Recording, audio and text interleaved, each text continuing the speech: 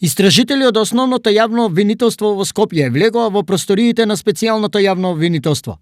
Се работи за собирање на документација поврзана со исплатите на бонусите кои се делеле во СЈО. На ваков потек Основното јавно обвинителство се реши по допрен глас, откако во јавноста излегоа информации дека освен плата и специјалните јавни обвинители, но и други лица земале екстра пари.